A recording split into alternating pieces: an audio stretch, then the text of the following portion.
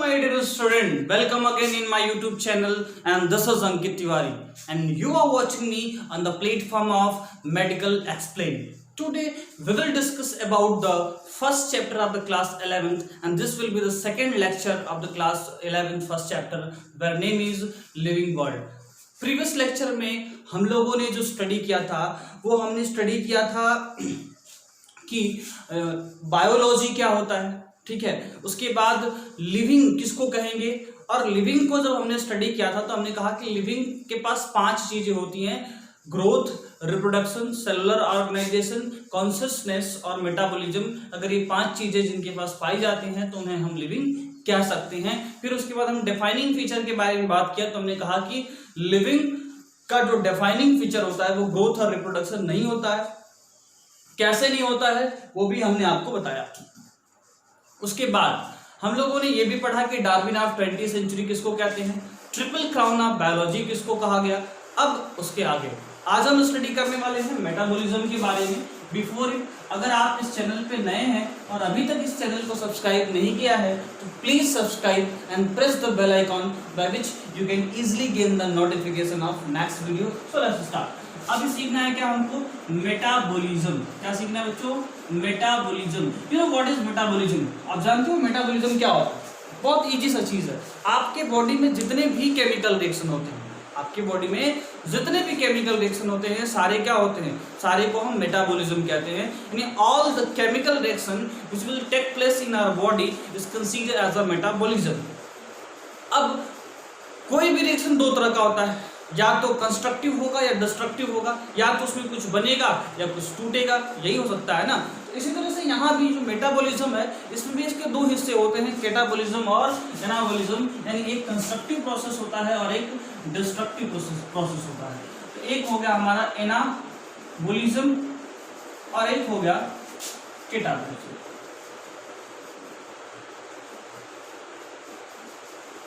ठीक है। अब बच्चों देखिए, जो कैटाबॉलिज्म होता है और जो एनाबॉलिज्म होता है डिफरेंस क्या होता है। जो कैटाबॉलिज्म होता है उसका मतलब होता है इट इज डिस्ट्रक्टिव प्रोसेस। कैसा प्रोसेस? डिस्ट्रक्टिव प्रोसेस है। कैसा प्रोसेस है? डिस्ट्रक्टिव प्रोसेस है। और डिस्ट्रक्टिव प्रोसेस का मतलब होता है कि इसमें complex food material simpler form में कन्वर्ट होते हैं। जैसे आपकी बॉडी में डाइजेशन का प्रोसेस होता है। आपसे पूछा जाता है व्हाट इज डाइजेशन, आपसे पूछा जाता है व्हाट इज डाइजेशन, तो आप बोलते हो process of conversion of complex food material into a simpler absorptive form in the presence of enzyme is consider as a digestion. यानी डाइजेशन एक ऐसी फिनोमेना है जिसमें हम कॉम्प्लेक्स फूड मटेरियल को सिंपलर एब्जॉर्प्टिव फॉर्म में कन्वर्ट करते हैं एंजाइम के प्रेजेंस में। जैसे अगर बात करते हैं हम अपने भोजन के डाइजेशन में, तो हमारे फूड का 7 कंपोनेंट होता है: carbohydrate, protein, fat, vitamin, mineral, water and fish. जिसमें हमको कार्बोहाइड्रेट, प्रोटीन और फैट का मेन डाइजेशन समझना होता है। तो जब कार्बोहाइड्रेट डाइजेस्ट होता है, कार्बोहाइड्रेट जब डाइजेस्ट होता है तो बनता है ग्लूकोज। ठीक है, इसका सिंपलेस्ट फॉर्म जो होता है कार्बोहाइड्रेट का होता है ग्लूकोज। उसी तरह से अगर हम प्रोटीन की बात करें तो प्रोटीन का जो सिंपलेस्ट फॉर्म होता है वो होता है अमीनो एसिड। ठीक है। उसी तरह से अगर हम फैट की बात करते हैं तो फैट का सिंपलर फॉर्म होता है फैटी एसिड एंड ग्लिसरॉल। ठीक है। तो अब क्या हो रहा है, हमारा जो फूड है वो हो क्या रहा है, कॉम्प्लेक्स फूड मटेरियल। यानी कि कार्बोहाइड्रेट, प्रोटीन और फैट क्या है, कॉम्प्लेक्स फूड मटेरियल है जो कि simpler form glucose, amino acid और फैटी एसिड, ग्लिसरॉल में टूट रहा है। इसका मतलब क्या है, कहीं कहीं कॉम्प्लेक्स सिंपल में टूट रहा है, इसका मतलब डिस्ट्रक्टिव प्रोसेस है। तो डाइजेशन कैसा प्रोसेस है, डिस्ट्रक्टिव प्रोसेस। डाइजेशन हमारे बॉडी में क्यों होता है, क्योंकि कॉम्प्लेक्स फूड मटेरियल को सिंपलर फॉर्म में तोड़ा जाता है। जैसे मान लीजिए हमारे शरीर में जो मेन एनर्जी का सोर्स होता है वो ग्लूकोज होता है।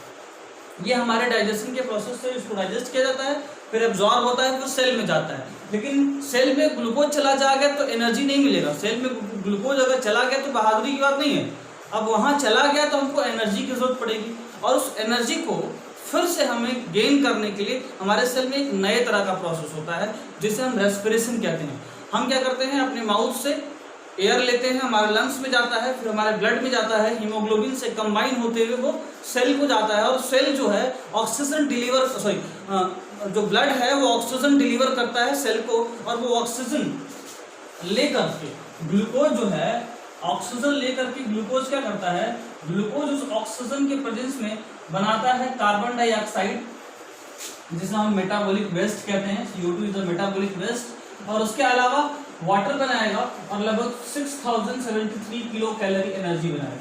मेरे प्यारे बच्चों, अब इस एनर्जी को एटीपी में बदलना जरूरी होता है। जैसे कि अगर एक किसान है तो वो गेहूं पैदा किया और कार खरीदना चाहता है, तो कार जो है वो डायरेक्ट गेहूं लेकर के नहीं जाएगा कार खरीदने के लिए, है ना।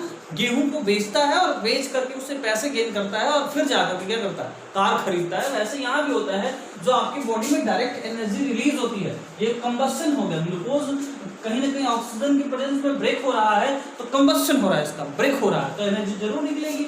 एक्सोथर्मिक प्रोसेस हो गया, इसमें हीट निकल रही है, एनर्जी निकल रही है। अब जो हीट निकल रही है उसको हम करेंसी में कन्वर्ट करते हैं, एटीपी में कन्वर्ट करते हैं। मेरे प्यारे प्यारे छोटे छोटे बहादुर बच्चों, आपको बता दूं कि एक एटीपी को बनाने के लिए 7.3 किलो कैलोरी एनर्जी की जरूरत पड़ती है। 7.3 किलो कैलोरी एनर्जी की जरूरत पड़ती है और ऐसे ऐसे 38 मात्र एटीपी बन पाते हैं। इस तरह से अगर आप पूरे को कंसीडर करिएगा तो लगभग 280 के आसपास मल्टीप्लाई होकर के आएगा, यानी कि 673 किलो कैलोरी में मात्र 280 into 100 लगभग 40 से 45% एफिशिएंट होता है। एग्जैक्ट हम नहीं लेते हैं क्योंकि बायो में एग्जैक्ट कंसिडरेशन नहीं होता है, इसलिए हम एग्जैक्ट नहीं देकर चल रहे हैं, ठीक है ना। क्योंकि भाई किसी के अंदर थोड़ा ज्यादा होता है, किसी के अंदर कम होता है। तो 38 एटीपी मान लीजिए अगर कंसीडर करते हैं तो ऑन एवरेज 280 के आसपास अगर आएगा, 3 7 21 8 24 साल के लीजिएगा, लगभग 280 270 के आसपास आएगा। तो 280 को जब 673 यानी कि 673 से डिवाइड करेंगे और 100 से मल्टीप्लाई करेंगे तो 40 to 45% के आसपास आंसर आना चाहिए। जो भी हो, हम ये जानते हैं कि जो हमारा डिस्परेशन होता है वो 40% एफिशिएंट होता है, यानी कि जो हम कह सकते हैं कि जो एनर्जी प्रोड्यूस कराए उसमें मात्र 40% एनर्जी को ही हम करेंसी में बदल सकते हैं। यानी किसान अगर 10,000 रुपये का गेहूँ पैदा करता है गवर्नमेंट के प्राइस पे, तो अगर गवर्नमेंट के प्राइस पे वो 10,000 का पैदा करता है, लेकिन क्या उसको उतना पैसा मिलता है? नहीं मिलता है, कम पैसे मिलते हैं। उसके बाद मेनली जब गवर्नमेंट के पास पहुंचता है तो उसमें जो है किसान हुआ, उसके बाद जो है उसको कोई और रिसीव करेगा, खरीदता है, उसको कोई और रिसीव करता है, मिल वाले रिसीव करते हैं, फिर उसके बाद गवर्नमेंट के पास जाता है तो जा करके उन्हें पैसे मिलते हैं उस लेवल पे। तो उसी तरह से हमारे साथ भी ऐसा ही होता है कि 673 किलो कैलोरी एनर्जी तो निकली पर उतनी यूज नहीं, ठीक है ना। अब अगर इतना क्लियर हो गया तो अब हम सीखेंगे anabolism. Anabolism is a constructive process और हमारे जो है प्लांट के अंदर एक फिनोमेना होती है जिसको हम फोटोसिंथेसिस कहते हैं। क्या कहते हैं? फोटोसिंथेसिस कहते हैं। और फोटोसिंथेसिस में क्या करते हैं हम लोग, कार्बन डाइऑक्साइड 6CO2 12H2O लेते हैं और लेकर के जब रिएक्शन कराते हैं तो बनता है C6H12O6 और साथ में ऑक्सीजन नाम की गैस निकलती है, ठीक है। और इस तरह से ये जो फोटोसिंथेसिस है उसमें हो क्या रहा है कि सिंपल जो है कंपोनेंट आपस में मिलकर के कॉम्प्लेक्स यानी कि सिंपल सबस्ट्रेट यानी CO2 और वाटर मिलकर के एक कॉम्प्लेक्स एलिमेंट यानी कि ग्लूकोज बनाता है। और दुनिया में यही एक ऐसा रिएक्शन है जिसमें इनऑर्गेनिक रिएक्टेंट जो है वो रिएक्शन करता है और ऑर्गेनिक प्रोडक्ट बनाता है। ध्यान रखिएगा। तो कभी कभी पूछ लिया जाता है कि कौन सा ऐसा रिएक्शन आप जानते हो जिसमें इनऑर्गेनिक रिएक्टेंट होता है और ऑर्गेनिक प्रोडक्ट बनता है? तो फोटोसिंथेसिस में ऐसा होता है। ये दोनों जो आप देख रहे हैं न्यूट्रिएंट CO2 भी इनऑर्गेनिक कंपोनेंट होता है। आप ध्यान रखिए, भले इसके पास कार्बन होता है लेकिन फिर भी CO2 एक इनऑर्गेनिक कंपाउंड होता है, आपको पढ़ाया जाएगा केमिस्ट्री में, ठीक है। तो CO2 और वाटर के साथ जब रिएक्शन होता है तो बनता है ग्लूकोज और ऑक्सीजन निकलता है। इसमें ये कैसा प्रोसेस हो गया? एक कंस्ट्रक्टिव प्रोसेस हो गया। तो ये कंस्ट्रक्टिव और ये हो गया डिस्ट्रक्टिव यानी कैटाबोलिज्म और एनाबोलिज्म। तो जो मेटाबोलिज्म होता है वो सभी लिविंग ऑर्गेनिज्म के अंदर पाया जाता है जिनके पास भी लिविंग कंसिडरेशन होता है, लिविंग कैरेक्टर होता है, वो सारे लोगों के पास मेटाबॉलिज्म पाया जाएगा। इसीलिए अब हम मेटाबॉलिज्म को डेफाइनिंग फीचर बोल सकते हैं। प्रीवियस क्लासेस में हमने ग्रोथ को और रिप्रोडक्शन को डेफाइनिंग फीचर नहीं बोला था क्योंकि ये सभी लोगों के अंदर नहीं पाया जाता था, लेकिन मेटाबॉलिज्म जो है वो सभी लोगों के अंदर पाया जाता है, इसीलिए हम मेटाबॉलिज्म को डेफाइनिंग फीचर कहेंगे, ठीक है। आगे बढ़ते हैं। अगर इतना क्लियर हो गया तो अब अगला आता है सेलुलर ऑर्गेनाइजेशन। क्या? Cellular organization. देखिए भाई, जो सेलुलर ऑर्गेनाइजेशन की बात करें तो कोई भी ऑर्गेनिज्म जो कि लिविंग है उसके पास सेल तो होगा। अब जो सेल होता है वो दो तरह का होता है, प्रोकैरियोटिक और एक यूकैरियोटिक। प्रोकैरियोटिक और यूकैरियोटिक। तो सेलुलर ऑर्गेनाइजेशन होना चाहिए, सेल होना चाहिए। अब प्रोकैरियोटिक में कौन कौन आता है? बैक्टीरिया आता है, बैक्टीरिया आता है, माइकोप्लाज्मा आता है, माइकोप्लाज्मा आता है। उसके बाद इसी में आपको एक्टिनोमाइसीटीज मिल जाएंगी, है ना, एक्टिनोमाइसीटीज मिल जाएंगी। एक्टिनोमाइसीटीज के बाद आपको बीजीए ब्लू ग्रीन एल्गी मिल जाएंगी, जिनको हम, उनके पापा ने उसका नाम ब्लू ग्रीन एल्गी रखा। द्वंद्व युद्ध हुआ तो बाद फिर से पलट दिया गया और नाम रखा गया साइनोबैक्टीरिया, तो इनका नाम साइनोबैक्टीरिया रखा गया। ये ब्लू ग्रीन एल्गी है। पहले ऐसे धरती पे लिविंग ऑर्गेनिज्म है जिनके अंदर फोटोसिंथेसिस स्टार्ट हुआ। First living organism on the earth which will start to do the photosynthesis. इसके अंदर फोटोसिंथेसिस की फिनोमेना शुरू हुई। अच्छा, प्रोसेस शुरू हुआ, ठीक।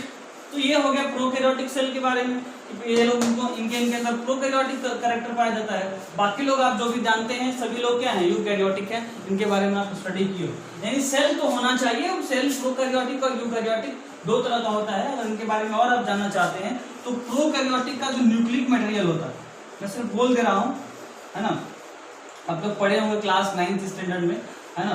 तो प्रोकैरियोटिक का जो न्यूक्लिक मटेरियल होता है वो स्कैटर्ड होता है। यूकैरियोटिक का क्या होता है? न्यूक्लियर मेम्ब्रेन पाई जाती है। हाँ, उसी तरह से प्रोकैरियोटिक में डिवीजन ऑफ लेबर नहीं पाया जाता। डिवीजन ऑफ लेबर मतलब काम का बंटवारा नहीं पाया जाता। हाँ, काम का बंटवारा नहीं होता है, यानी कि हर जो है काम करने के लिए अलग अलग सेल नहीं होता है। अब डिवीजन ऑफ लेबर का मतलब क्या समझिए, जैसे हमारा रूम है तो हम इसी में खाना भी बनाते हैं, रहते भी हैं, हाँ, सब कुछ इसी में हम कर लेते हैं।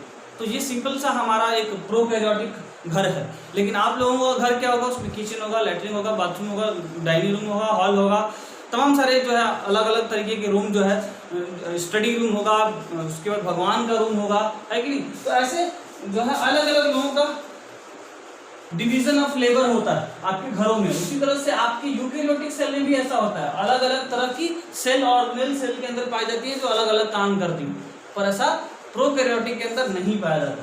प्रोकैरियोटिक के अंदर राइबोसोम 70S टाइप पाया जाता है और यूकैरियोटिक के अंदर राइबोसोम 70S और 80S दोनों पाया जाता है। इनके अंदर डीएनए जो होता है वो डबल स्टैंडर्ड सर्कुलर पाया जाता है, हाँ। और इनके अंदर डीएनए जो होता है वो, इनके अंदर डीएनए जो है डबल स्टैंडर्ड तो पाया जाता है पर हेलिकल पाया जाता है, हेलिकल पाया जाता है। इनके अंदर हिस्टोन प्रोटीन नहीं पाई जाती, हिस्टोन प्रोटीन नहीं पाया जाता, इनके अंदर हिस्टोन प्रोटीन पाया जाता है। क्योंकि छोटे छोटे जो है चीजें जो आपसे पूछा जाता है कि न्यूक्लिक मटेरियल स्कैटर्ड होता है और इनके अंदर न्यूक्लिक मटेरियल न्यूक्लियर मेम्ब्रेन में पैक्ड होता है ना। इनके अंदर हिस्टोन प्रोटीन नहीं पाई जाती है, इसके अंदर पाई जाती है। इनका डीएनए सर्कुलर होता है, इनका हेलिकल होता है। इनके अंदर सिर्फ 70S टाइप ऑफ राइबोसोम पाए जाते हैं, इनके अंदर 70S और 80S दोनों पाए जाते हैं। इसमें डिवीजन ऑफ लेबर नहीं होता है, इसमें डिवीजन ऑफ लेबर होता है। और भी बहुत सारी चीजें हैं, बट अभी इस चैप्टर में उतना नहीं पढ़ना है हमको। आगे हम हायर क्लासेस में क्या इसी जो है 11th में आगे जो चैप्टर आने वाले हैं उनमें हम उसके बारे में स्टडी करेंगे, ठीक है ना। तो आगे बढ़ते हो, चीजों को सीखते हैं। तो प्रोकैरियोटिक यानी कि सेल होना जरूरी है, यानी cell is a defining feature for the living organism. तीसरी चीज क्या भैया? तीसरी चीज ये है कि भाई एक होता है कॉन्शियसनेस। कॉन्शियसनेस मतलब टेंडेंसी या character to feel their surrounding, है ना। एक ऐसा बिहेवियर, एक ऐसा कैरेक्टर या एक ऐसा कह सकते हैं कि सिस्टम जिसके चलते वो कोई भी लिविंग ऑर्गेनिज्म अपने सराउंडिंग में हो रहे चेंज को क्या कर सके, फील कर सके, उसे हम कॉन्शियसनेस कहते हैं।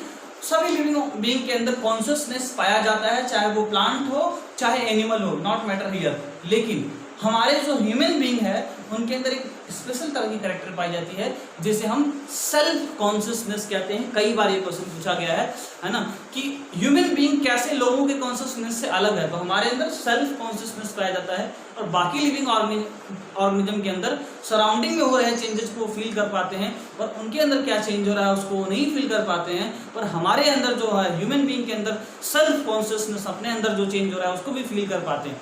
ठीक है, तो this is the main thing and this is the main difference between human and other living organism. So the consciousness, cellular organization and metabolism is the defining feature for the living organism. आगे बढ़ते हैं। अब हम सीखेंगे कि भाई दुनिया में डाइवर्सिटी टर्म लिया गया, ठीक है, तो क्या है भाई डाइवर्सिटी? क्या है डाइवर्सिटी? हाँ, डाइवर्सिटी हिंदी में बोलते हैं विभिन्नताएं। नाम से ही लग रहा है अलग अलग तरह की चीजें, ठीक है। तो कहा जाता है डाइवर्सिटी के बारे में जो कुख्यात बात है वो है कि number and type of living organism, है ना, number and type of living organism found in a particular area. किसी पर्टिकुलर एरिया में कितने number and type of living organism पाए जा रहे हैं उसे हम कहते हैं डाइवर्सिटी। अब हमारे धरती पे साइंटिस्टों के अकॉर्डिंग अभी तक 1.7 से 1.8 मिलियन स्पेसीज खोजे जा चुके हैं। 17 लाख से लेकर के 18 लाख स्पेसीज खोजे जा चुके हैं। क्या इन लोगों के बारे में अलग अलग स्टडी करना आसान है? जी बिल्कुल नहीं आसान है। तब लोगों ने, साइंटिस्टों ने या ह्यूमन बीइंग के हर इंसान ने कोशिश किया कि क्यों ना हम सभी लोगों के बारे में जानने की कोशिश करें, और उस जानने की कोशिश में उन्हें सफलता मिली। उन्होंने कोशिश किया कि भाई हम पहले इस चीज़ को पढ़ना आसान बना दें। अब आसान कैसे बनाएंगे? उसके लिए उन्होंने क्लासिफिकेशन का सहारा लिया।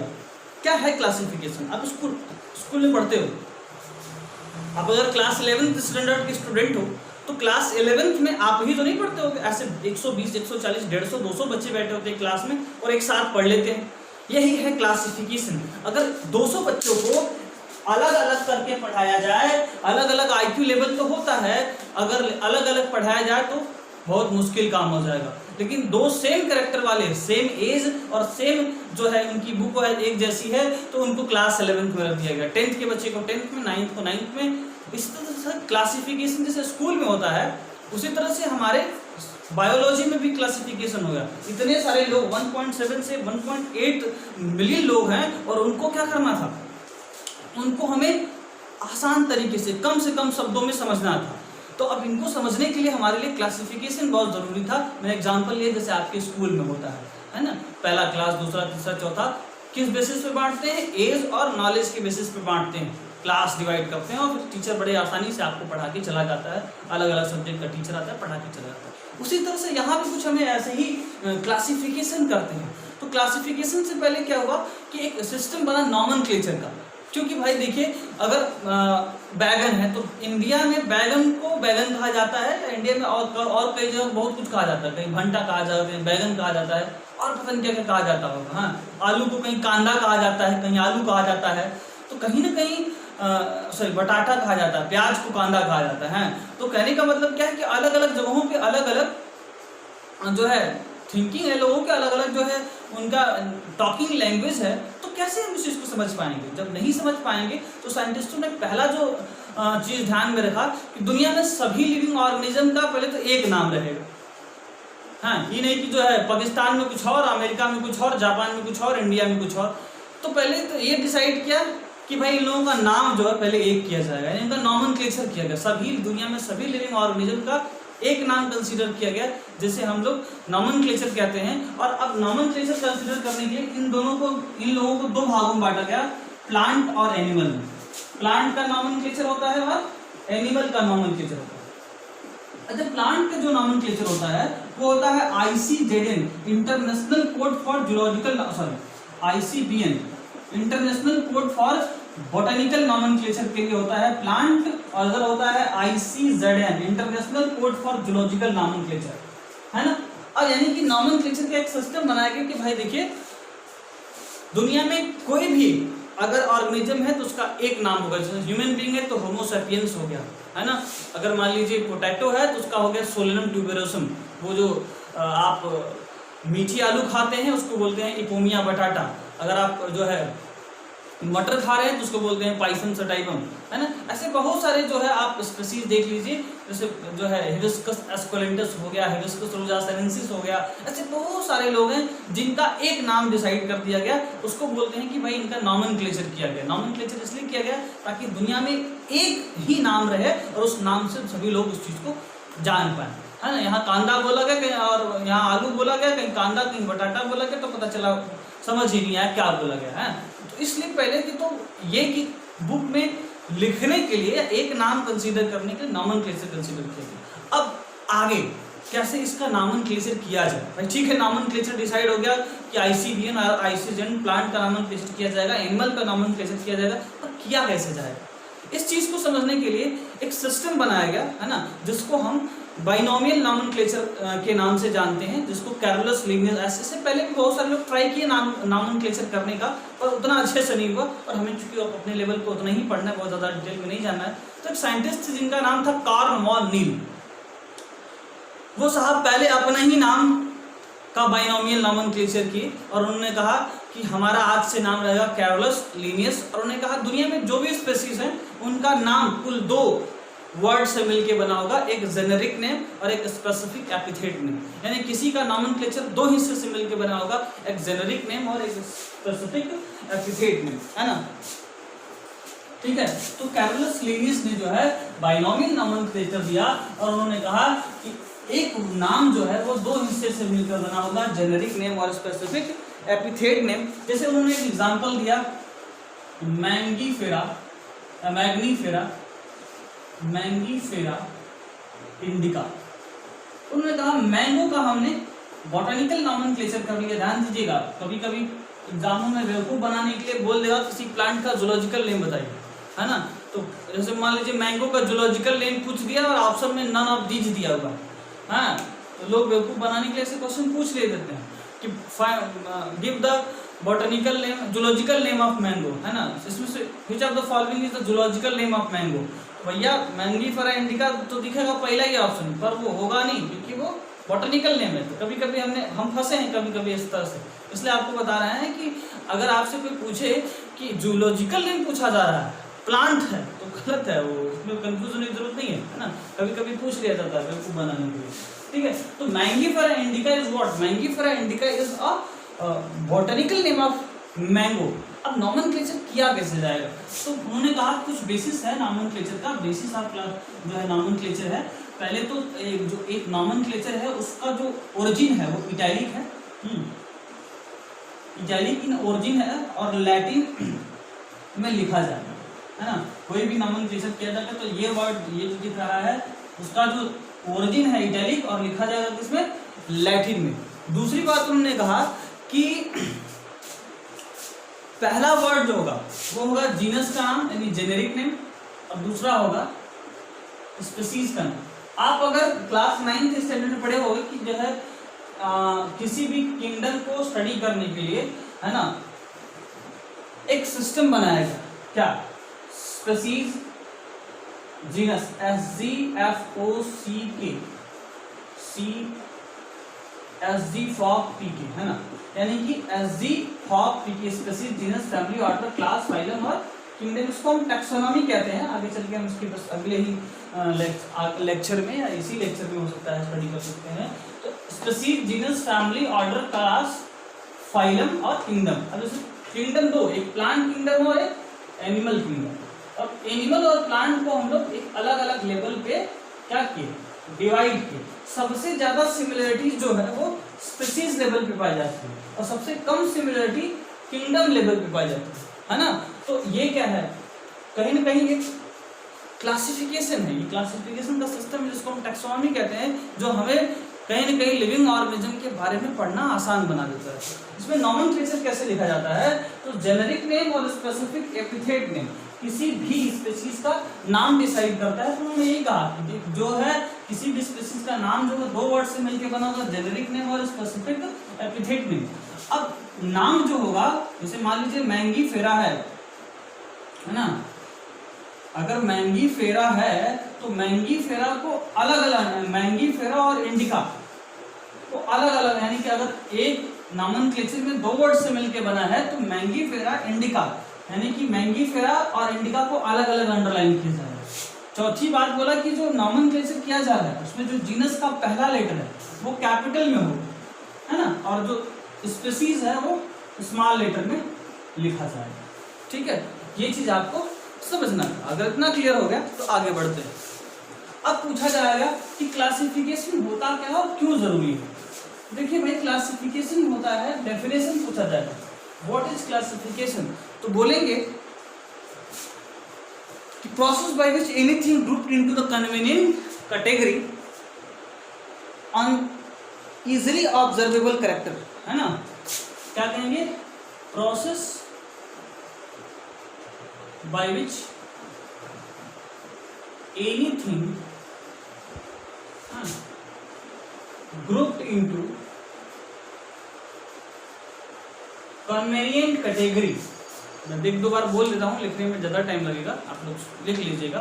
Process in which anything grouped into convenient category based on similarities and dissimilarities is considered as a classification। यानी कि समानता और असमानता के आधार पे अलग अलग लोगों को उनके कैटेगरी में डिवाइड करने को क्या कहते हैं, क्लासिफिकेशन कहते हैं। बहुत आसान सा बात है, जैसे हमने एक छोटा सा एग्जांपल लिया था क्या, आपकी क्लास का, और बहुत अच्छा एग्जांपल, आप आसानी से फील कर सकते हो क्लासिफिकेशन का मतलब क्या है। क्लासिफिकेशन हो गया। अब मान लीजिए हमको किसी भी लिविंग ऑर्गेनिज्म का नॉमेनक्लेचर करना है, तो नॉमेनक्लेचर करने से पहले कुछ चीज़ें हमें ध्यान देना पड़ेगा।